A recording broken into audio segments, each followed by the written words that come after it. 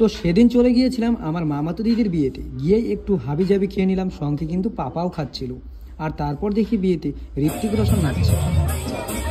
ঋত্বিক রোশনের নাচ দেখে খিদে পেয়ে গিয়েছিল, তাই আবার একটু পাকোড়া খেয়ে চলে গিয়েছিলাম বিয়ের মণ্ডপে।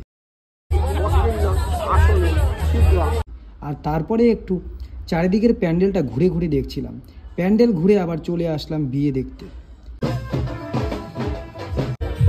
বিয়ে দেখেই চলে আসলাম খেতে। কিছুক্ষণ বসার পর আমাদের খাবার কিন্তু চলে আসলো।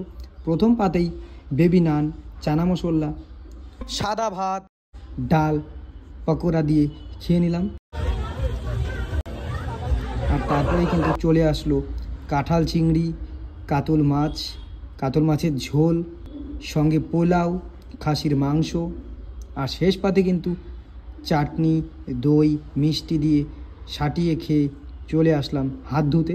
আর হাত ধুয়েই পাপাকে বাইকে বসিয়ে চলে আসলাম বাড়িতে। তো চলো দেখা হচ্ছে নেক্সট ভিডিওতে। টাটা, বাবাই।